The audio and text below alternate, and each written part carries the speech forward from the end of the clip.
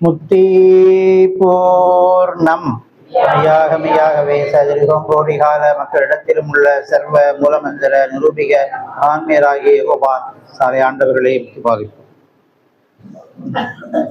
பரமமே உரு எடுத்து பாரிடை உருவாய் வந்த துறவலர் கரசே காமீர் தொன்மறை புகழும் தேவே அருநடை பாதமும் நோவ அடிமைக்காயிறங்கி வந்த மறைமணி ஞான வாழ்வே மார்கனன் நாதா போற்றி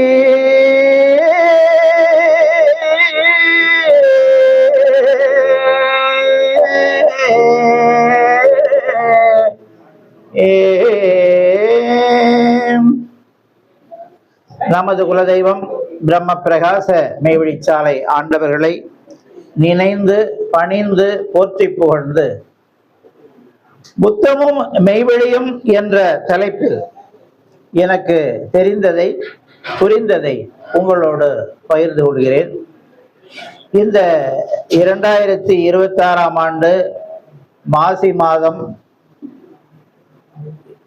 சிவகாசி வேதம் ஓடும் பாடசாலைக்கு திரண்டு வந்திருக்கும் அனைவருக்கும் நமஸ்காரம். இனியிலிருந்து ஒரு 12 வருடங்களுக்கு முன்னால் 2014ஆம் ஆண்டு முதலாக சிவகாசி சபைக்கு வரணும் அப்படின்னு எங்கள் முயற்சியில் உங்ககிட்ட எல்லாம் சொல்லாம நான் மெய்வழி சாலை மாணிக்கமண்ணா சாலை சிவபதம் இங்கே சிவகாசி இறங்குறோம். ஒரு பெரிய லாட்ஜில் போய் கேட்குறோம். அதெல்லாம் ஆள்லாம் தெரியாதுங்க, போங்கன்னு அனுப்பி விட்டாங்க. அதெல்லாம் ரூம் கொடுக்க முடியாது. அப்புறம் இன்னொரு லாட்ஜை பார்த்து தங்கி அப்புறம் அடுத்த நாள் அப்போ கலந்துக்கிட்டது தான் நம்ம நடராஜன் நாடார் மாமா வீட்டில் சபை நடந்துச்சு. அங்கே தான் நாங்கள் முதல்ல கலந்துக்கிட்டு முத்தி பேர் ஆட்டினது. அப்புறம் நம்ம ஜெயவேலன் மாமா வாங்க சபைக்கு ரெகுலராக வாங்கன்னு சொன்னதில்ல. இப்போ 3 பேரில் நான் ஒருத்தன் தான் ஓரளவுக்கு ரெகுலராக வந்துக்கிட்டு இருக்கேன். சரி, இனிமேல் ஒழுங்காக வரணும்னு எதுவும் நம்ம கையில் இல்லை. நாங்கள் மெயினில் இருக்கோம், அங்கே உள்ள ஒர்க்கையும் பார்க்கணுமே.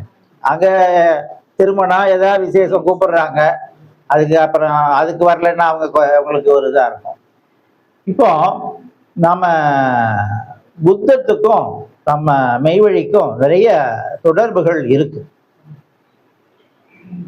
புத்தருடைய வரலாறை பார்த்தோம்னா அவர் பிறந்தது இப்ப இருக்கிற நேபாள்ங்கிற அந்த நாட்டில் தான் அவங்க அப்பா அரசராக இருக்கிறார்.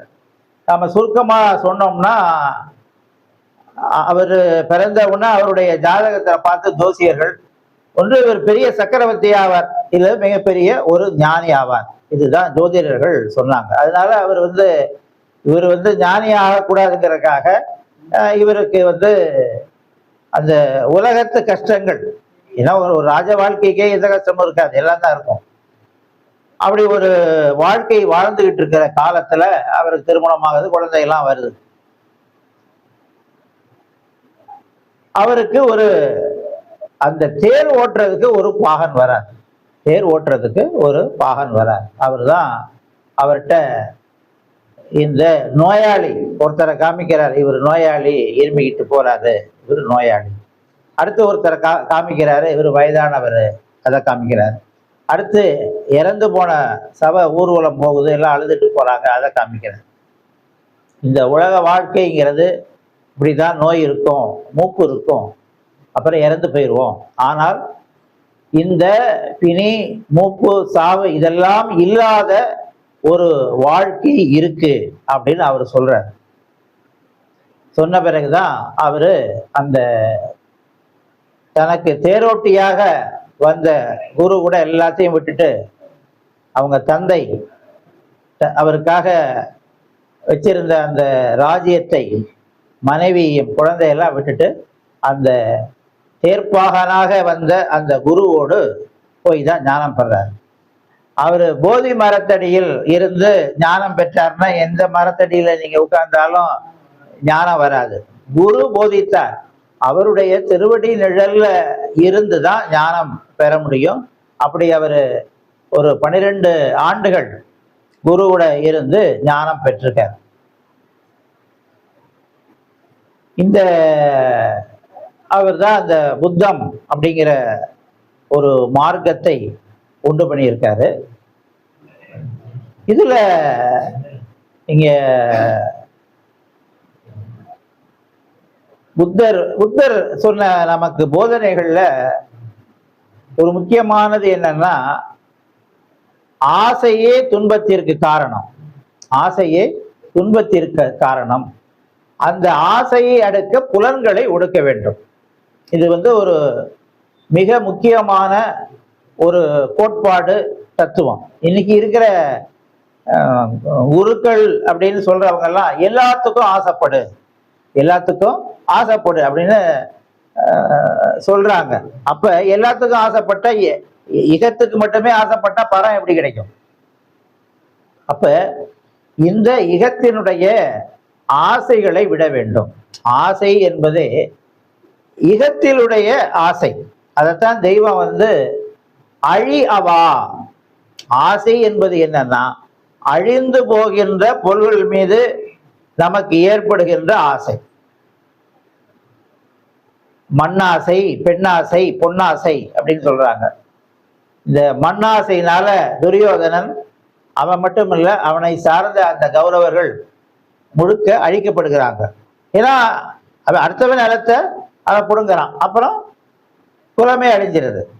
அப்போ மண்ணாசையால் மாண்டவன் துரியோதனன் மட்டுமில்ல, அந்த அந்த கௌரவர்கள்ங்கிற அந்த குலமே மண்ணாசையால் அழிக்கப்படுது.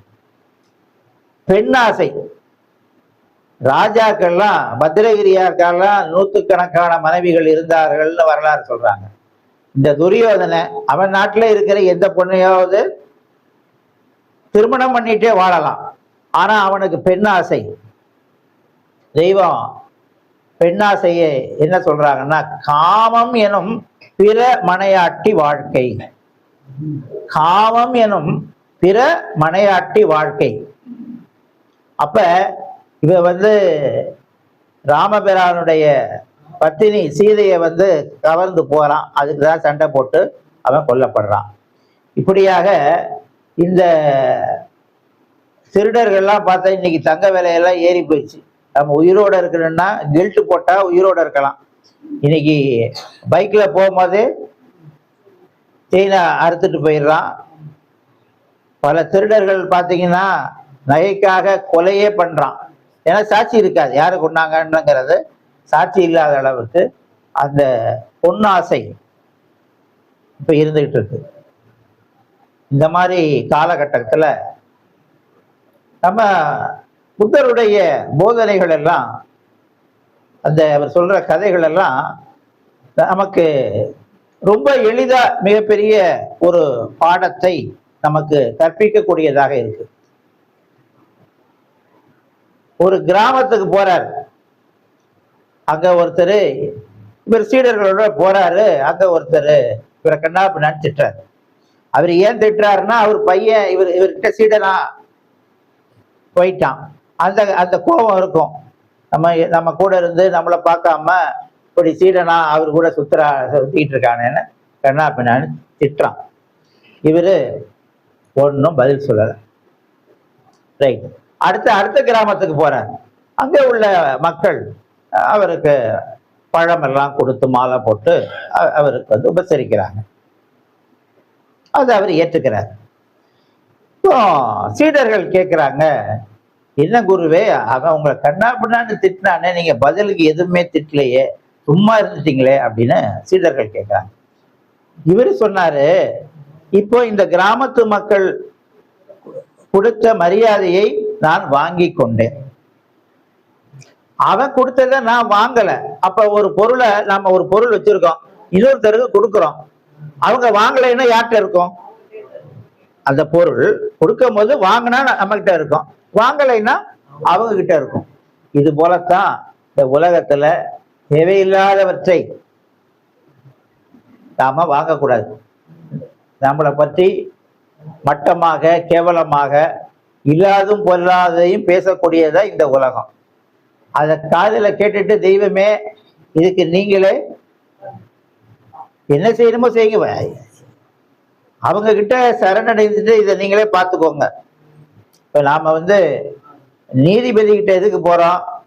2 பேர் பிரச்சனைய நீதிபதி 2 சைடும் வக்கீல் பேசுவாங்க, அதை கேட்டு அவரு தீர்ப்பு கொடுக்கிறார். அது போல இதுலயும் நமக்கு இறுதி தீர்ப்பரே தூளம் எடுத்து வந்துட்டாங்க. அப்ப நம்ம இகத்துக்கும் தீர்ப்பு உங்க கையில. இதற்கு வேண்டிய இந்த கர்மாவுக்கு இந்த செயலுக்கு வேண்டிய பலாபலன்களை நீங்களே கொடுத்துருங்க. இப்ப நாம அதுக்கு திருப்பி பேசிட்டா தெய்வம் என்ன செய்ய முடியும்? அதுதான் தெய்வம். பிறரை சிறென சினப்பதும் பதில் சினப்பதும் உன் தவத்தை பீத்து போடும். இப்படிதான் நம்மளை கோவப்படுத்துற மாதிரி பேசுவாங்க. நாம அதுக்கு ரியாக்ட் பண்ணி நாமளும் கோவப்பட்டு கத்துனா நம்ம கிட்ட இருக்கிற தவம் அவங்களுக்கு போயிடும். அதுக்குதான் அவங்க அப்பொழுது நீ சகோதர வாஞ்சையோடு நடந்தால் அவர்கள் சிந்திய தவம் உனக்கு வருவதோடு, அப்ப அந்த கோபத்துல உள்ள அந்த அந்த தவம் நமக்கு வந்ததோடு எம் சொற்படி நடந்த நன்னம்பிக்கை பலனாகிய ஆசீர்வாத பலனையும் சேர்த்து வாங்குகிறாய். என்னங்க யாரோ ஒரு குப்பை சொல்றாங்க, நாம வாங்காம விட்டுருலாமே. அதை உள்ளுக்குள்ள போட்டு அவன் என்னை அப்படி பேசிட்டான், இவன் இப்படி பேசிட்டான், இப்படி அதை நினைக்கிற நேரத்துல தெய்வத்தை நினைக்கலாமே. நாம இருக்கிற வாழ்க்கையே 100 ஆண்டுக்குள்ள கொஞ்ச காலம்தான் இருக்கும். இன்னும் அடுத்து பிரளயம் காத்துக்கிட்டு இருக்கு. இப்படிப்பட்ட காலகட்டத்துல புத்தர் பிரான் எப்படி நடந்துகிட்டாருன்னா அந்த ஆன்ம நேயத்தோடு நடந்து கொண்டார். இதே போலதான் இன்னொரு கதையில இன்னொரு கதை. அவர் காலத்துல அவர் குளிக்க போறார். அவரை மக்கள்லாம் கொண்டாடி அவர்கிட்ட சீடரா போனதை பார்த்து அங்க ஒரு அயோக்கிய இருப்பானே, பொறாமை படைத்தவர்கள். அவன் என்ன செஞ்சான், இவர் குளிச்சுட்டு வர்றாரு, சகதிய அங்க இருக்கிற குளத்துல சகதி இருக்குமே, அதை தூக்கி குளிச்சுட்டு வந்தவர் மேல தூக்கி போடுறான். வேற என்ன செய்யுது, மறுபடியும் குளத்துக்கு போறாரு, குளிக்கிறாரு, திரும்பி வர்றாரு. இது போல 4-5 தடவை அவன் செய்யறான். இவரு குளிச்சுக்கிட்டு வர்றாரு. இவ்வளவுதான். அவன் கையில சகதி இருக்கு, தூக்கி போடுறதுக்கு தயாரா இருக்கான். அவனே அழுத்து போயிட்டான். என்ன சாமி, நான் இத்தனை தடவை தூக்கி போடுறேன், நீங்க ஒண்ணுமே என்னை திட்டிலையே, எதுவுமே செய்ய மாட்டேங்கிறீங்களே அப்படின்னு அவன் கேட்கறான். அதுக்கு சொல்றாரு, நீ என் மேல சகதியை தூக்கி போட்ட, அப்ப என் உடம்பு அழுக்காயிருச்சு, நான் போய் குளிச்சுட்டு வந்துட்டேன். இப்ப அந்த உடல்ல உள்ள அந்த சகதி போயிருச்சு, இப்ப நானு சுத்தமா இருக்கேன். உன்னுடைய மனமானது அசுத்தமா இருக்கு, உன்னுடைய மனமானது அசுத்தமா இருக்கு. அதனால தான் எந்தவித காரணமும் இல்லாம எந்தவித பகையும் இல்லாம என் மேல பொறாமப்பட்டு நீ சகதியை என் மேல தூக்கி போடுற. அப்ப இப்ப உன்னுடைய மனத்திலையும் அழுக்கு இருக்கு, உடல் கையிலையும் அழுக்கு இருக்கு அப்படின்னு அவர் சொன்னதை வச்சு அதுக்கப்புறம் அவனும் திருந்தி அவர்கிட்ட சீடராக சேர்ந்ததாக ஒரு கதை வரலாறு இருக்கு. இதுதாங்க இந்த புத்தம் அப்படிங்கிறதுல அவரு நிறைய இந்த புத்தருடைய கதைகள் பார்த்தோம்னா அவர் போதித்ததெல்லாம் ஆசையே துன்பத்திற்கு காரணம், அந்த ஆசையை அடக்க புலன்களை கொடுக்க வேண்டும். இன்னைக்கு நிறைய நம்ம வாழ்க்கையில பார்த்தோம்னா பேங்க் எத்தனை % சேவிங்ஸுக்கு அல்லது டெபாசிட்டுக்கு வட்டி கொடுக்குது? 7% கொடுக்குது. ரைட். எங்கேயாவது 24% தரேன், நீங்கள் பணத்தை கொடுங்கள், 2 வருடத்தில் ரெட்டிப்பாக ஆகும் அப்படின்னு சொல்றதை கேட்டு நாம் என்ன செய்யறோம்?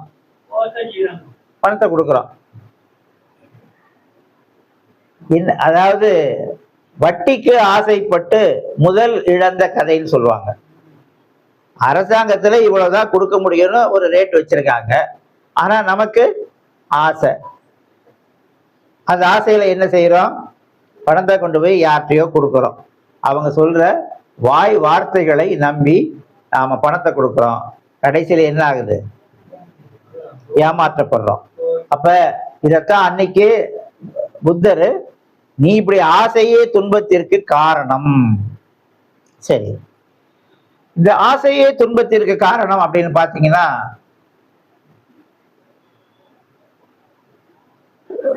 இப்போ நடக்கிற நிகழ்வுகள் பாத்தீங்கன்னா, இன்னைக்கு ஒருத்தருக்கு திருமணம் ஆச்சு அப்படின்னா சந்தோஷமா இருக்கும்.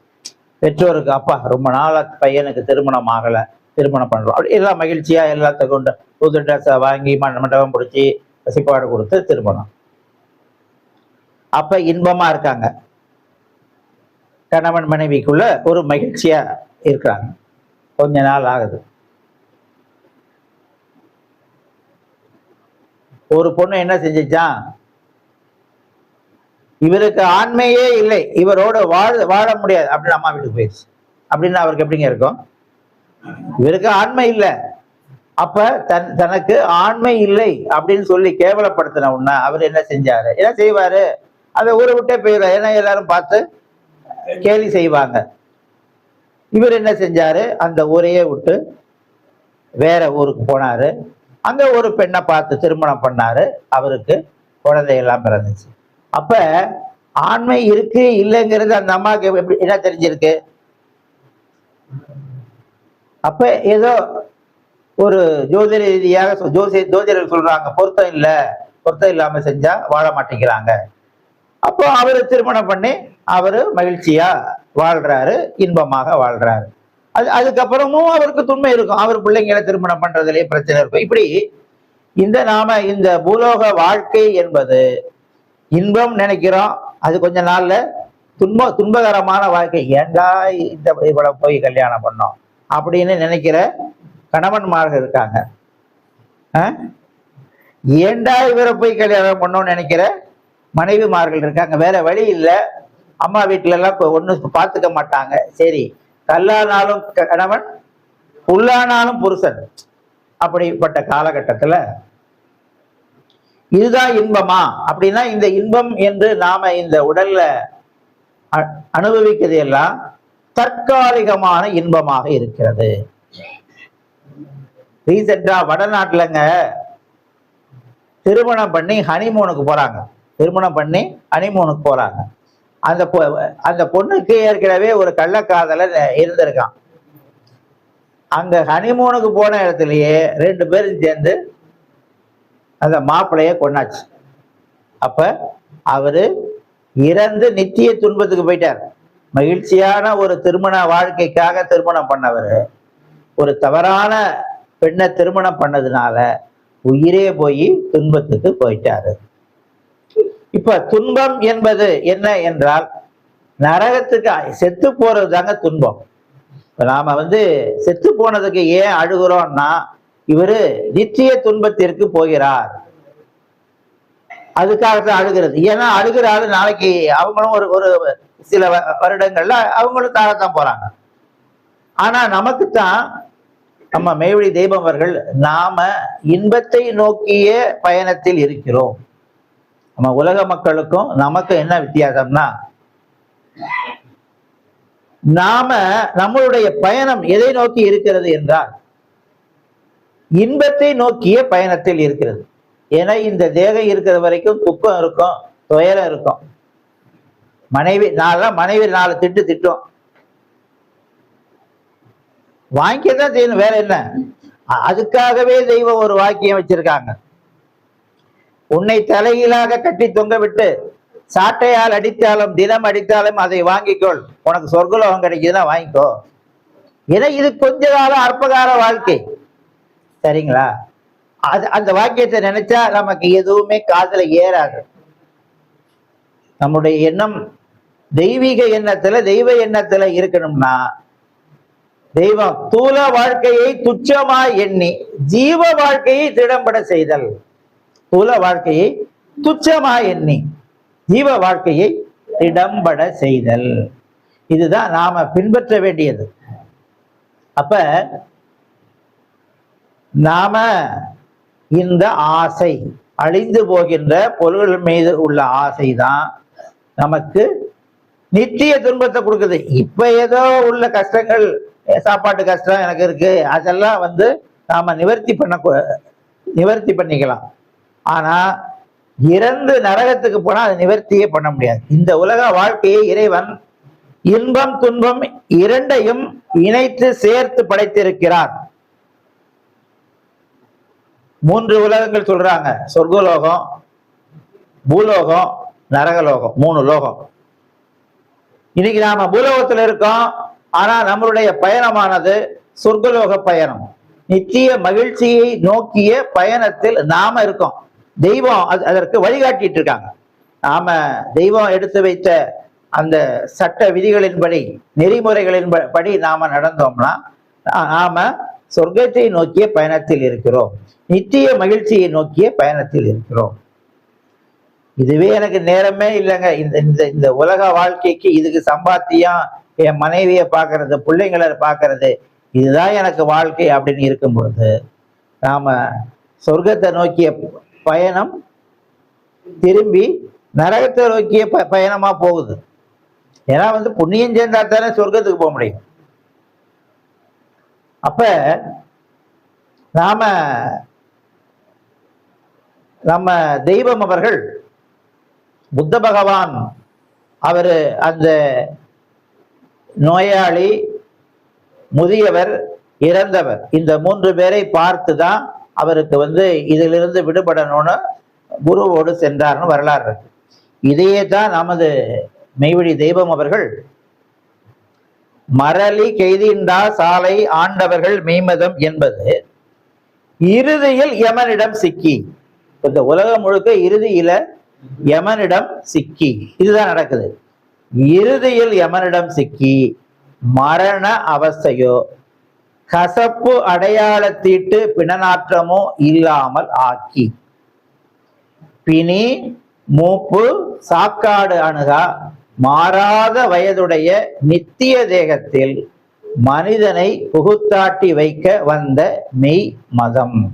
நம்ம மதத்துக்கு அதனுடைய செயல் என்ன என்பதை புத்த பகவான் அன்னைக்கு என்ன காரணத்திற்காக அவர் அந்த ராஜ்ய வாழ்க்கையை துறந்து வந்தாரோ அதையே நம்முடைய மெய்மதத்துக்கும் காரணத்தை கொடுக்கிறாங்க.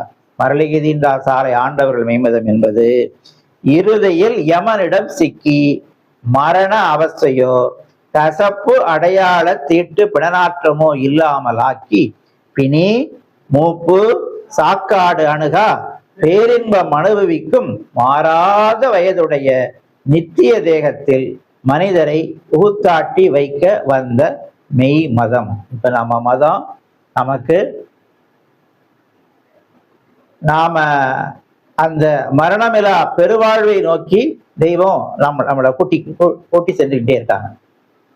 புத்த பகவான் அவங்க அப்பா சம்பாதிச்ச அந்த ராஜ்யம், அவர் கட்டின மனைவி பிள்ளை, இதைத்தான் விட்டார். ஆனா நம்ம மெய்வழி தெய்வம் அவர்கள் அந்த 1900 ஆண்டுலயே 36,000 வெள்ளிக்காசு, இந்த காசை வச்சு பர்மா போய் அவங்க செஞ்சது நெல்மண்டி வியாபாரம், அந்த 36,000 சேர்த்து வச்சு பர்மா வெளிநாடு போய் அங்கிருந்து இறக்குமதி பண்ணி வியாபாரம் பெரிய லெவல்ல பண்ணலான்னு அன்னைக்கு 1900 ஆண்டுலயே 36,000 வெள்ளிக்காசுகளை அவர்கள் சொந்தமா சம்பாதிச்சாங்க.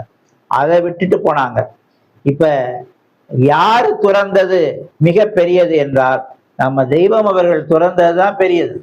அப்பா சொத்து அனுபவிச்சுட்டு இருக்கோம். இவரு நான் போரிட்டேன், சண்டை போட்டேன், இந்த நிலப்பரப்பெல்லாம் நான் ஜெயிச்சேங்கிறதெல்லாம் அவர் வரலாறுல இல்லை. அப்பா சொத்தை சுகமா அனுபவிச்சுட்டு இருந்தாரு. ஒரு மெய்யான குரு கிடைச்சது. அவரு எல்லாத்தையும் விட்டுட்டு துறந்து பெற்றார். ஆனா நம்ம தெய்வம் அவர்கள் அந்த சின்ன வயசுலயே இப்படி சாவுல 2 வகை இருக்கு அப்படிங்கிறத மசூதியில சொன்னதை வச்சு அவங்களும் தேடி 12 குருமார்ட்ட ஏமாந்து கடைசியாக தனிகை மணிப்பிரான் ஒரு பாட்டையாவை சந்தித்து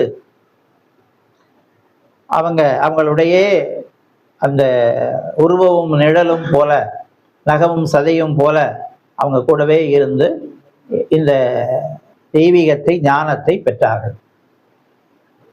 அடுத்தது இந்த புத்த பகவானுடைய தீர்க்க தரிசனம் என்பதை நாம மெய்வழிச்சாலையில அந்த 9 மணி வணக்கத்துக்கு அப்புறம் முட்டி போட்டு சொல்றோம். இதுக்கப்புறம்லாம் ஒவ்வொரு பாரா வணக்க உத்திகள் 12 மணிக்கு, 2 மணிக்கு, 4 மணிக்கு நின்றுக்கிட்டு சொல்லிக்கிட்டு இருக்கோம். அப்ப 4 தடவை சொல்லு அப்படின்னு, அதுவும் இரவு நேரத்துல சொல்லு அப்படின்னு தெய்வம் எடுத்து வச்சிருக்காங்க. அப்ப அதுல ஏதோ ஒரு விஷயம் நமக்கு அவசியமாக பின்பற்ற வேண்டிய ஒரு விஷயம் அதுல இருக்கு. இது இந்த பாலிங்கிற ஒரு பாஷையில இருந்த இந்த தீர்க்க தரிசனத்தை அந்த கல்கத்தால இருக்கிற நோபல் பரிசு வாங்கின ரவீந்திரநாத் தாகூர் தான் அதை ஆங்கில மொழிக்கு மொழிபெயர்த்து அதுதான் நமக்கு கிடைச்சிருக்கு. அந்த புத்த பகவானுக்கே தெய்வம் சத்திய சுத்த உத்தமர் மேரு புத்த பகவான் அவர்கள் தீர்க்க தரிசனம். சத்திய சுத்த உத்தமர் மேரு, ஏன்னா அவர் இருந்தது நேபாளம், அந்த மலை அந்த பகுதியில தான் இருந்து அப்புறம் குருவோட இந்தியாவில் பல இடங்கள்ல அவர் தங்கி ஞானம் பெற்றிருக்கார். இந்த இந்த இதை நான் பேசுறதுக்கே காரணம், எனக்கு இந்த போன மாசம்தான் 100 பணிகாலம் என்று ஆகின 1000 வருட கணக்கு என்று ஆகிவிட்ட முடிவு நாளையிலே இந்த 1000 வருட கணக்கு என்ன குறிக்கிறதுன்னு ரொம்ப நாளா தெரியல. நம்ம தான் போடுபோக்காகத்தானே படிச்சுக்கிட்டு இருக்கோம். தெய்வம் நிறுத்து படித்து பாருன்னு அருள் இருந்தாலும் நமக்கு முடிஞ்சா தானே. எனக்கு இப்பதான் 1000 அப்படின்னு சொன்னா அது 2000 ஆண்டை குறிக்கும் அப்படின்னு ஒரு எண்ணம் தெய்வம் என் நினைவுல கொடுத்தாங்க. ஆமா இப்ப வருஷமே இந்த 2000க்கு மேல 2026 இருக்கும். அந்த 100 பணிகாலம் என்று ஆயின அப்படின்னு பார்க்கும் பொழுது இதுல அவர் ஆரம்பத்திலே இறுதி தீர்ப்பர் அப்படிங்கிற ஒரு வார்த்தையை பயன்படுத்துறார். அப்ப இறுதி தீர்ப்பர் நம்ம தெய்வம் என்னைக்கு அவங்களுடைய குரு பெருமானை சந்தித்து அந்த பிறவானாட் பிறப்பு அந்த மறுபிறப்பு அடைஞ்சாங்களோ அன்னைக்கு மெய்வழி ஆண்டானது ஆரம்பிச்சிருது. சாதாரணமா இங்கெல்லாம் இன்னைக்கு நிறைய ரோடு போடுறாங்க. ரோடு போட ஆரம்பிச்ச நாள் ஒன்னா இருக்கும். ரோடு அகலப்படுத்தி 2 வழி சாலையை 4 வழி சாலையாக அகலப்படுத்தும் போது அகலப்படுத்தினது அதுக்கு அடிக்கல் நாட்டின காலம் ஒன்னா இருக்கும். ஆனா அதெல்லாம் சரி பண்ணி நமக்கு பயன்பாட்டுக்கு வர்றதுக்கு ஒரு காலமா இருக்கும். அந்த மாதிரி அந்த 1900 ஆண்டுலயே அந்த கவுண்ட் டவுன் ஸ்டார்ட் ஆயிருச்சு. தன்னுடைய குரு பெருமானை தெய்வம் அவர்கள் சந்தித்து அந்த பிரம்மோதேசம் பெற்ற உடனேயே அந்த மெய்வழி ஆண்டு ஆரம்பிச்சிருச்சு. அந்த மெய்வழி ஆண்டிலிருந்து 100 ஆண்டு அப்படின்னு கணக்கு போட்டா அது 2000 ஆண்டா வருது.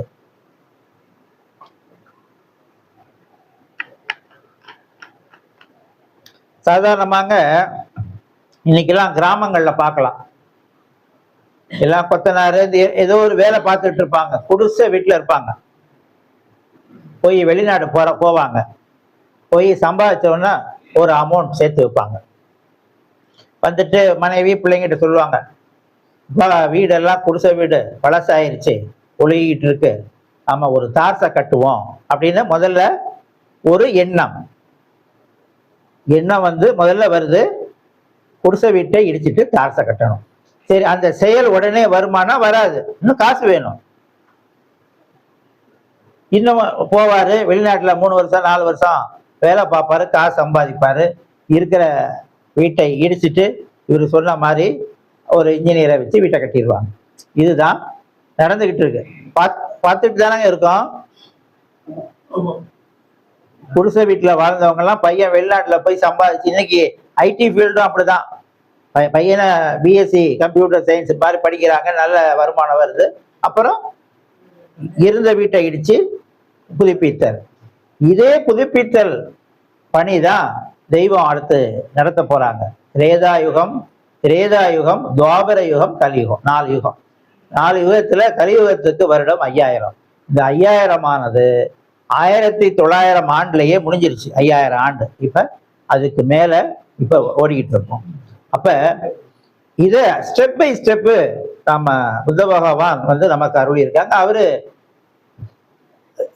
ஒரு 2500 ஆண்டுகளுக்கு முன்னால அவர் தவத்துல இருந்து இந்த தீர்க்க தரிசனத்தை நமக்கு அருளி இருக்காங்க. அவரு இது அருளிய காலம் ஒரு 2500 ஆண்டுகளுக்கு முன்னால.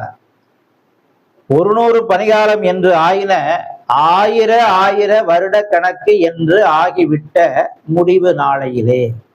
இந்த உலகத்துக்கு இன்னைக்கும் பல பேருக்குங்க.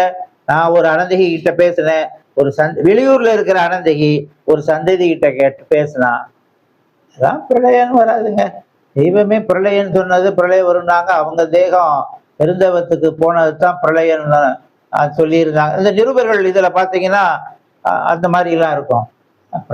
அப்ப வெளியூர்ல உள்ள மக்களுக்கு இந்த உலகம் அழியும், பிரளயம் வரும் அப்படிங்கிற எண்ணம் இல்லை. ஆதிமை உதயபூர்ண வேதாந்தத்துல நீங்க படிச்சீங்கன்னா 400ஆம் பக்கத்துக்கு மேல எல்லாமே உலக அழிவு, அந்த பிரளயம் பத்திய பகுதிகள் தான் இருக்கு.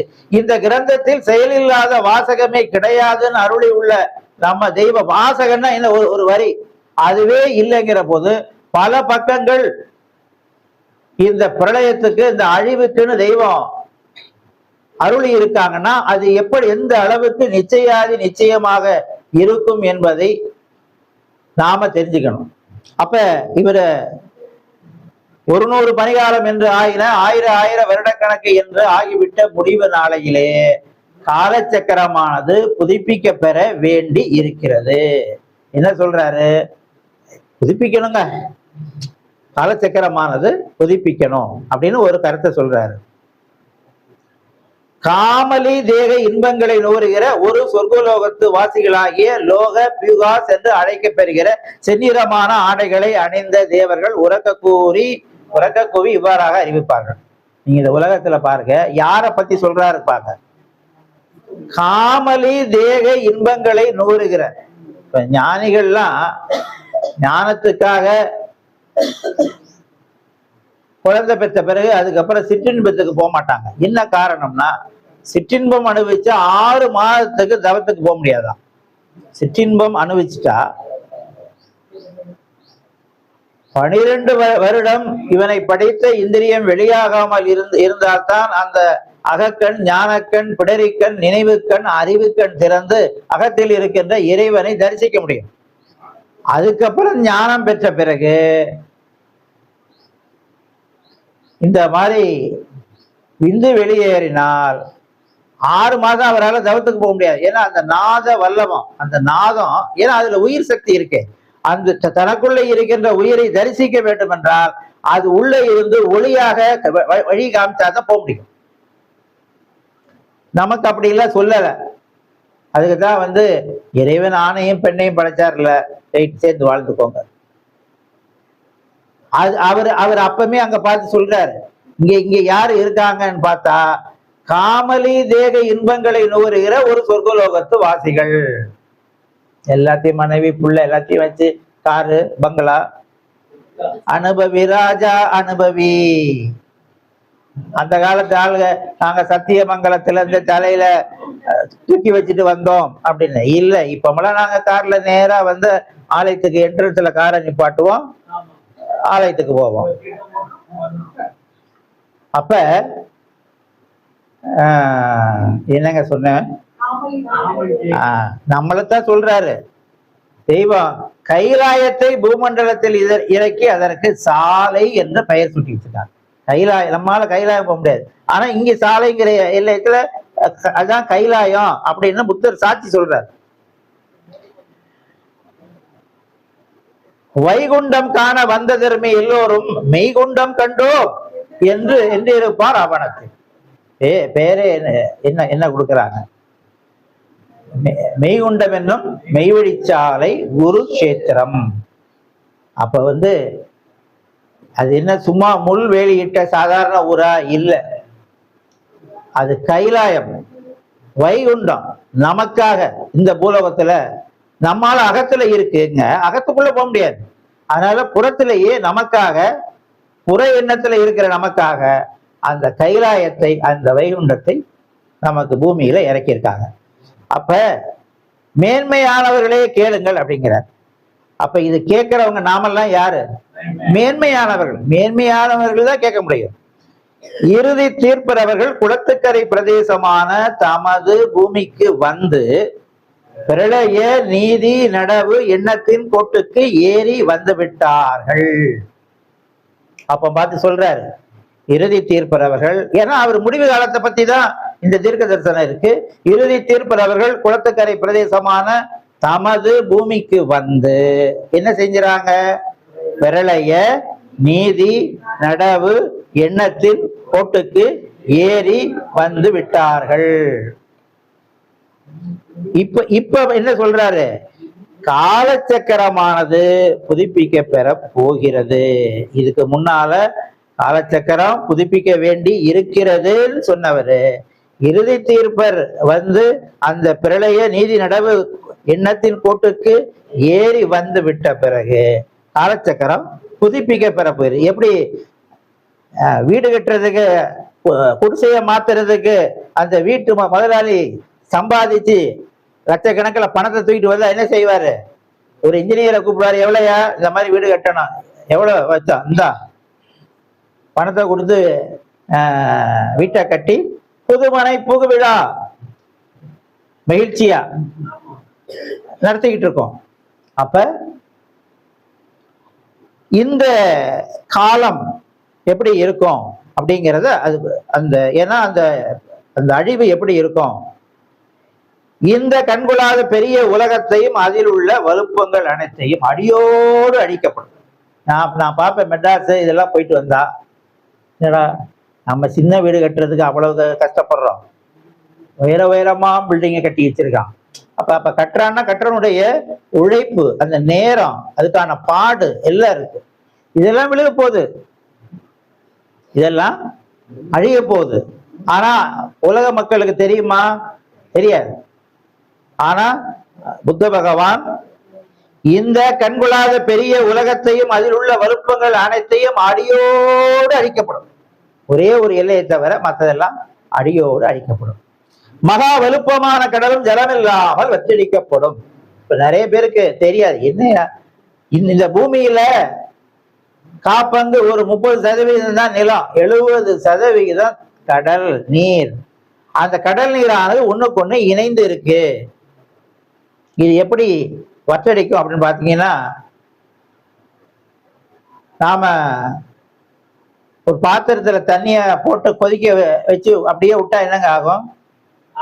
100 டிகிரி சென்டிகிரேட் தான். 100 டிகிரி சென்டிகிரேட்ல தண்ணியானது எல்லாம் ஆவியாகும். நம்ம பூமிக்கு கீழே 4500 டிகிரி சென்டிகிரேட்ல கொதிச்சுக்கிட்டு இருக்கான். 100 டிகிரியில தண்ணி கொதிச்சு ஆவியாயிருது. பூமிக்குள்ள அந்த பாதாள லோகத்துல 4500 டிகிரி சென்டிகிரேட்ல எல்லாம் எரிஞ்சுக்கிட்டு இருக்கு. இதனுடைய அடையாளம் என்னன்னா எரிமலைகள். எந்த இடத்துல நிலத்துல உள்ள அந்த பாறை வலுவிழந்து இருக்கோ அந்த இடத்துல கீழே இருந்து எரிமலையாக வெளியில வந்துருது. இதுதான் உள்ளுக்குள்ள இது போல அந்த 4500 டிகிரிக்கு ஒரு கொதிப்பு இருக்குது அப்படிங்கிறதுக்கு அடையாளம் இந்த எரிமலைகள். இப்பதான் நாம கேள்விப்படுறோம் சுனாமின்னு வருது, ஒரு இடத்துல கடலுக்குள்ள சுனாமி, இது பூகம்பம் வருது, பொழக்குது, தண்ணி எல்லாம் உள்ள போகுது. உள்ள போன தண்ணி அடுத்து வெளியில வேகமா வந்து அடிக்கிறதா சுனாமி. இந்த பூமியில ஏதோ ஒரு இடத்துல, பள்ளமான இடத்துல ஒரே ஒரு பெரிய பூகம்பம் வந்து அந்த அந்த இடம் ஓப்பன், அடி ஆழத்து வரைக்கும் ஓப்பன் ஆனா போதுங்க. சில பல கிலோமீட்டர் தூரத்துக்கு ஓப்பன் ஆனா அத்தனை தண்ணியும். அப்ப இறைவன் இந்த பூமியை உருவாக்கும் பொழுது இதை அழிப்பதற்கு வேண்டியவையும் ஏற்பாடு பண்ணி தான் வச்சிருக்கார். சரிங்களா? ஆனா நாம நினைச்சு பார்க்கிறோமா? இன்னைக்கு தெய்வம் நம்ம வேதத்துல அவங்க 1900 ஆண்டுகளுக்கு முன்னால் அப்பதான் ஊர்ல மண்ணெண்ணெய் வருது, சீமெண்ணெய் வருது, அப்படியே விளக்கெண்ணெய் மாதிரி பொறுத்துற உடனே எரிஞ்சிருது, அப்புறம் இதுக்கு வேற விளக்கு இருக்கு அப்படின்னு சொல்லி அதுல பயன்படுத்தணும் அப்படின்னு வரலாறு வருது. நாம இன்னைக்கு வந்து அரபு நாடுகள்லாம் செல்வ செழிப்பாக இருக்கிறது காரணம் இந்த எண்ணெய் வளம் தான். ஆனா தெய்வம், இறைவன் இந்த உலகத்தை அழிப்பதற்கு மூர்த்த கால் ஊன்றி விட்டார். நாமளே பார்க்கிறோம். மூர்த்த கால் திருமணத்துக்கு முன்னால, சில நாட்களுக்கு முன்னால மூர்த்த கால் ஊனுவாங்க. அப்ப இறைவன் அன்னைக்கு மூர்த்த கால்லாம் ஊனிட்டார். நாம நினைக்கிறோமா? நம்ம ஊர்லயும் கொஞ்சம் நல்ல என்ன இருந்துச்சுன்னா, நம்ம வெளிநாட்டுல இருந்து அந்நிய செலாவணியெல்லாம் வீணாகுது. வெளிநாட்டுல இருந்து எண்ணெய வாங்கி அப்படின்னு நாம நினைக்கிறோம். அரசாங்கம் அப்படித்தானே நினைக்கும், நம்ம கிட்டையும் நிறைய இருந்தா நாம இங்கேயே எடுத்துக்கலான்னு. இது புண்ணிய பூமி, அதனால இந்த புண்ணிய பூமிக்கு தண்ணி தான் வருது, தீ தண்ணி வர காணும். இந்த விரிந்த பூமியில் உள்ள பர்வதங்களின் ராஜாவாகிய சினீரும் எரித்து அழிக்கப்படும். அடுத்த யுகம் தலையுகமான பிரம்ம உலகு தோன்றி உண்டாகி உதயம் செய்து வருகிற வரைக்கும். எது வரைக்கும்னா, தலையுகமான பிரம்ம உலகு தோன்றி உண்டாகி உதயம் செய்து வருகிற வரைக்கும் தொடர்ந்து அமளி அழிவு நடக்கும். நேத்து கூட இஸ்ரேலுக்கும் ஈரானுக்கும் சண்டை. ஈரான் நாட்டுக்கார பக்கத்துல இருக்கிற அரபு நாடுகள்ல அமெரிக்க படைகள் எங்க எங்க இருக்கோ அங்க எல்லாம் குண்டு வீசினா அப்படின்னு. இந்த பக்கம் பார்த்தா ரஷ்யாவுக்கும் யுக்ரைனுக்கும் போர், இப்படி இஸ்ரேலுக்கும் பாலஸ்தீனுக்கும் போர். அப்ப இதெல்லாம் ஊழி விதி நடந்து கொண்டே இருக்கும். இது எச்சரிப்பின் தீர்க்கமானது. இப்பதான் நாம என்ன செய்யணுங்கிறத அவரு நமக்கு ஒரு வழிமுறை சொல்லியிருக்காரு. ஆகையால் தெரிந்து கொண்டிருக்கும் கண்ணியவான்களே, ஹிந்தி வந்து என்ன சொன்னாரு? மேன்மையானவர்களே அப்படின்னு சொன்னாரு நம்மள. அடுத்து இப்ப கண்ணியவான்களே. ஆகையால் தெரிந்து கொண்டிருக்கும் கண்ணியவான்களே, நாம என்னென்னலாம் செய்யணும்? உங்களுக்கிடையில் நேசத்தையும் இரக்கத்தையும் மகிழ்ச்சியையும் பாரபட்சமின்மையும் விளைவேற பண்படுத்துங்கள். மறந்து விடாமல் பண்படுத்துங்கள். அச்சத்துடன் பண்படுத்துங்கள். உங்களுடைய தாயகம் அவர்களிடத்தில் காத்திருங்கள். இந்த காத்திருங்கள்ங்கிறதுல காதை திறந்து வைக்கணுங்க. காதை திறந்து வச்சா அவங்க அருள்னதெல்லாம் உள்ளுக்குள்ள போகும்.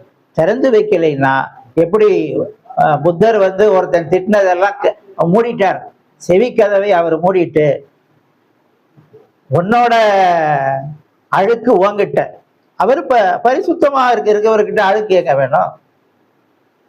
பரிசுத்தமா இருக்காரு அவரு அழுக்க வாங்கிக்கல. அப்ப நாம் என்ன செய்யணும்? தெய்வம் அவருடைய திருவாக்குக்கு காதை திறந்து வச்சிருக்கணும். உங்களுடைய தாயகம் அவர்களிடத்தில் காத்திருங்கள். உங்கள் தெய்வ தந்தையரிடத்தில் தயவை எதிர்பார்க்க. அவங்க தயவு தாங்க வேணும். இன்னைக்கு நான் எதுக்குங்க பேச வந்திருக்கேன்? காலையில 5 மணிக்கு 4:30 முடிச்சு வந்து தூங்காம ரொம்ப நாளா சபைக்கு வர முடியலையே. ஒரு மாணவன்னா ஒழுங்கா வந்தா தானங்க மாணவன. அப்புறம் அண்ணா நீக்கி விட்டா என்ன பண்றது? என்ன பண்றது? நாங்க ஹெட் ஆபீஸ்ல இருக்கோம், அங்கேயும் வேலை இருக்கு. அப்ப இப்ப உங்களோட பேசுறதுக்காக நான் இதுக்காக இதை தயார் பண்ணேன்ல, தெய்வ நினைவுல. இதா 2000, இது 2000 சொல்றா அப்படின்னு நமக்கு சொல்ல வைக்கிறாங்கல்ல ஒரு விஷயத்தை ஆணித்தரமா. ஏன்னா நம்ம 2026 இருக்கோம். இது எப்பனாலும் அடுத்து அந்த அழிவுங்கிறது ஏற்படலாம். உங்கள் மெஞ்ஞான பரம்பரை குடியில் முன்பிறந்த தோன்றலவர்கள் எல்லோரையும் மரியாதை செய்யுங்கள். இதுதாங்க ரொம்ப ரொம்ப கஷ்டமா இருக்கு. நீங்க நம்ம மெய்வழி வரலாற்றுல பாத்தீங்கன்னா ஆரம்பத்துல அனந்தர்கள் ஒருத்தருக்கு ஒருத்தர் இப்படிதான் நமஸ்காரம் சொல்லணும். தெய்வம் அவர்களுக்கு மட்டும்தான் இப்படி நமஸ்காரம் பண்ணணும். தெய்வத்துக்கு இப்படி நமஸ்காரம், அனந்தர்கள் ஒருத்தருக்கு ஒருத்தர் இப்படி இப்படி இப்படி இப்படி நமஸ்காரம் பண்ணது. தெய்வம் அப்புறம் ஒரு காலத்துல கடைசியில அதை மாத்தி எல்லாம் நாம் தான் உங்களுக்கு எல்லாருக்குள்ளயும் இருக்கோம், உங்களுக்குள்ள என்னத்தான் எனக்கு தான் நமஸ்காரம் பண்றீங்க, அதனால ஒருத்தருக்கு ஒருத்தர் இப்படி நமஸ்காரம் பண்ணுங்க அப்படின்னு தெய்வம் எடுத்து வச்சிருக்காங்க. அதனால தான் அவரும் என்ன சொல்றாரு, உங்களுக்கு முன்னால பிறந்து இருக்கிற எல்லோரையும் தோன்றலவர்களை மரியாதை செய்யுங்கள் என்று அறிவித்து பிரசித்தப்படுத்தும் இந்த எச்சரிப்பு வசனங்களை வானத்தில் உள்ள தேவ மனிதர்கள், பாருங்க நாமெல்லாம் யாரு, வானத்தில் இருக்கிற தேவ மனிதர்கள். இன்னைக்கு நம்ம வயிற்றுப்பாட்டுக்காக இங்க வந்திருக்கோம், ஆனா நாம வானத்தில் உள்ள தேவ மனிதர்கள். பரபரப்பும் கலவரமும் அடைவார்கள். அதுதான் நமக்கு தான் சண்டை தான் எப்போதும் இருக்குமே. நீ நான் பெரிது நீ சிறிது, இது மனிதன்ட்ட இருக்கும். கடைசி வரைக்குங்க மனிதன்ட்ட என்ன இருக்கும், நான் பெருசு நீ சின்னது. இது பாக்குறதுக்காக நாம வந்துங்க ஒரு பள்ளிக்கூடத்துக்கு போனா படிக்கிற வேலையை பார்க்கணும். அந்த பொண்ணும் அந்த பையனும் லவ் பண்றாங்க, லெட்டர் எழுதி போடுறாங்க, பார்த்துக்கிறாங்க, பேசிக்கிறாங்க, இதை பார்க்கறக்கா ஸ்கூலுக்கு போனோம்? இல்லை, அங்க படிக்கணும். வாத்தியார் சொல்லி கொடுப்பாரு, அதை படிக்கணும். அந்த வாத்தியாருக்கும் அந்த டீச்சருக்கும் ஏதோ ஒரு லிங்க் இருக்கு, அடிக்கடி பேசிக்கிறாங்க, பைக்ல வச்சு கூட்டிட்டு போறாரு. இது நமக்கு தேவையாங்க?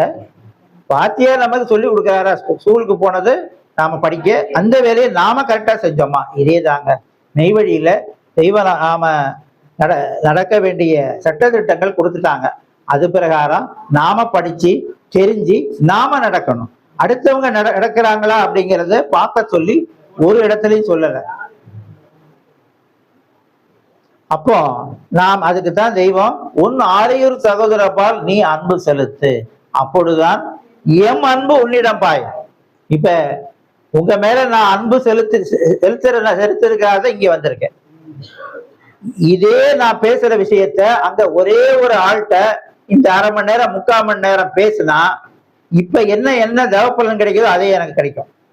ஒரே ஒரு ஆள்கிட்ட உட்கார்ந்து இதே விஷயத்தை நான் பேசினா அதே தேவப்பலன் கிடைக்கும். ஆனா இங்க நீங்க இத்தனை பேர் இருக்கீங்களே, இங்க நீங்க வந்தது இந்த நேரம், இந்த ஒரு மாதத்தில் இந்த நேரம் நாம கூடிச்சங்கம் தேட தேட போதறிந்திடும். இங்க வந்து நாம தெய்வத்தை தோத்தரித்து பேசுறவங்க கிட்ட இருந்து இப்ப பூசை அப்படின்னு ஒரு வார்த்தை சொன்னார். பூ என்றால் ஆன்மா. ஏன்னா நாம பாத பூஜையே நம்ம ஆலயத்திலேயே நம்ம முதல்ல செய்து பாத பூஜை செய்துதான் அடுத்து செய்யறோம். அத புஷ்பத்தை வச்சு செய்யறோம். அது பாதம், அந்த ஆத்ம சக்தியை தான் முதல்ல நாம வணங்கிட்டு அடுத்தது செய்யறோம். அந்த வார்த்தை அவர் சொன்னது அருமையாத வார்த்தையை அவர் பயன்படுத்தி இருக்கார். தெய்வம் அவர் நினைவுல ஒரு விளக்கம் கொடுத்துருக்காங்க. அது போல நமக்கு ஒரு புது விஷயம் கிடைக்கும். எப்பொருள் யார் யார் வாய் கேட்பினும் அப்பொருள் மெய்ப்பொருள் காண்பது அறிவு. மெய்ப்பொருள் முன்னே ஆகாயத்தில் அருவமாக இருந்தது, இப்பொழுது அது உனக்காக உன்போல் கைகால் அங்கங்களுடன் உன் பூமிக்கு வந்திருக்கு. தெய்வம் இப்ப மெய்ப்பொருள் யாரு? தெய்வம் தான். அதனாலதான் நாம மெய்ப்பொருள் அடைக்கலப்பா, அந்த மெய்ப்பொருள்கிட்ட சரணாகதி அடைய வேண்டும். அவங்களுடைய தயவு வேண்டும், அன்பு வேண்டும், கருணை வேண்டும். அதற்கு அவங்க இட்ட சட்டத்திட்டங்கள் பிரகாரம் நாம நடந்துகிட்டே இருக்கணும் இறுதி வரை. பின் ஒருவருக்கொருவர் அதிலிருந்து இலகிய மனத்தவராகி ஆன்ம நேயத்தை அதிகப்படுத்துகிறார்கள். இப்ப நம்ம செய்ய வேண்டிய என்ன? ஆன்ம நேயம். இந்த ஆன்ம நேயத்துல எனக்கு ரொம்ப மூணு வித சொத்துகள் பத்தி தெய்வம் வேதத்தில் சொல்றாங்க. வல்லப சொத்து, வைராக்கிய சொத்து, ஆன்மநேய சொத்து. வல்லப சொத்து என்பது தெய்வனுடைய பெருமையை பேசக்கூடிய வல்லபம், அது வல்லப சொத்து. வைராக்கிய சொத்து அப்படின்னா ஒரு நாளைக்கு தான் 3 மணி நேரம் தான் தூங்கணும். இதுக்காகவே எங்க அப்பா ராமாயணம் மகாபாரதம் வாங்கி வச்சுக்கிட்டு வந்துட்டு போடுவாங்க. ஒரு 3 மணி நேரம் தூங்கினா போதும், 12 மணி வரைக்கும் உட்காந்து ஏதோ பார்த்தா தானே நம்ம மைண்டு தூக்கம் வராது. அப்புறம் தூங்கி 12 to 3 தூங்கி எந்திரிச்சு அப்புறம் ஆலயத்துக்கு போய் இப்படி ஒரு ரொட்டீனா ஒரு ஒரு தெய்வீக வாழ்க்கை. எனக்கெல்லாம் பொறாமையா இருக்கு, நான் செய்ய முடியல. அவங்க நிறைய சேர்த்து வச்சிருக்காங்க, நமக்கு சேர்க்க தெரியல. அது சோம்பேறித்தனம். இப்ப நாம இந்த 3வது ஒரு ஆன்மநேய சொத்து அப்படின்னா, நாம ஒருத்தருக்கு ஒருத்தர் அடுத்தவங்க குறைகளையே பார்க்காம ஒரு அன்போடு நேயத்தோடு ஆன்மநேயத்தோடு இருக்கணும். சாலையில இதுக்கு எனக்கு ஞாபகத்துக்கு வர்றது யாருன்னு பாத்தீங்கன்னா, மெய்வழி செல்வராஜன் மாமா. சாலையில நிறைய குரூப் இருக்கு, ஈஸ்ட் இருக்கு, வெஸ்ட் இருக்கு. இப்ப ஈஸ்டால் நீக்கப்பட்ட ஒரு குரூப் இருக்கு, நன்மனத்தின குரூப் இருக்கு, இன்னும் எத்தனையோ குரூப் வரும். எங்க வீட்டுல கணவன் சொல்றத மனைவி கேட்கறது இல்ல, பெற்றோர் சொல்றத பிள்ளைங்க கேட்கறது இல்லை. இப்படித்தான் இருக்கும். கருத்து வேறுபாடுங்கிறது நம்ம வீட்டுக்குள்ளேயே இருக்கும் பொழுது ஊர்ல இல்லாமலா இருக்கும். ஆனா அந்த மாமா ஆன்மநேயமாக யாரு கூப்பிட்டாலும் நிகழ்ச்சிக்கு போயிடுவார். ஒருத்தர் கூப்பிடாம நிகழ்ச்சி நடத்துறாரு, என்னையா கூப்பிடல அப்படின்னு உரிமையா கேட்கிறாரு. இதுதான் ஆன்மநேயம். இப்ப என்னைய மாதிரி ஆளுகளுக்கு அந்த நேயம்லாம் பத்தாது. என்னைய நாம கொடி முடிச்சுட்டு என்னைய பார்த்தாரு, நமஸ்காரம்லாம் சொன்னாரு, ஆண்டு பூர்த்தி இருக்கு வான்னு சொல்ல வாய் இல்ல, நான் எதுக்கு போனோம்? நீ கூப்பிடாம எதுக்கு போனோம்? கூப்பிட்டீங்கன்னா கூப்பிட்ட வார்த்தைக்காக நம்ம போவோம். அது கூப்பிடக்கூடாது இல்லை, அதுக்கு நம்ம வேற வேலையை பார்ப்போம், நமக்கு இக வேலை தான் நிறைய இருக்கு அப்படின்னு. அப்ப நான் அவரு ஆன்ம நேயத்தை தெய்வம் ஒருத்தருக்கு ஒருத்தர் நேயமா, அதான் ஒற்றை மாணாக்கனாக இரு, எல்லாம் ஒரே எண்ணம், தெய்வ எண்ணம், இப்படி இருக்க வேண்டும் என்று புத்த பகவான் நமக்கு கொடுத்துருக்காங்க. இதோ ஒரு நேரம் வருகிறதுங்கிற நிலைமையில இருக்கோம் நாம. இப்ப இதுல இருக்கோம்னா இதோ ஒரு நேரம் வருகிறது. திருமுகம் என்ன பெற்ற புத்த பகவான் அவர்களின் 2வது தீர்க்க தரிசனம். 1வது தீர்க்க தரிசனத்துல அவரு இறுதி தீர்ப்பு வராரு, எல்லாம் அழிக்கப்படும், நீங்க எல்லாம் ஆன்மநேயமாக இருங்க எல்லாம் சொல்லிட்டு கடைசியா அபத்தமான பூகோள வரம்புகளை தகர்த்தெறிந்து உலகம் பூராவிற்கும் சொந்த இருப்பிடம் ஆகக்கூடிய யுக வித்துக்கென்று ஒரு சிறிய திட்டானது தென்னிந்தியாவில் இருக்கட்டும். அப்ப அவர் சொன்ன மாதிரியே அந்த இறுதி தீர்ப்பவர்கள் பிரளய நீதி நடவு எண்ணத்து கோட்டத்துக்கு ஏறி வந்ததனுடைய அடையாளமாக மாலை வணக்கத்துல குடல் ஊதின உன்னையே நாம சொல்லக்கூடிய மந்திரம் நீதி நடவு ஆதி மூல நேரமே. அப்ப அன்னைக்கு பிரளய நீதி நடவு எண்ணத்தின் கூட்டுக்கு ஏறி வந்து விட்டார்கள் அப்படின்னு அவரு தீர்க்க தரிசனமா சொன்னத நாம தெய்வம் அவர்கள் இங்க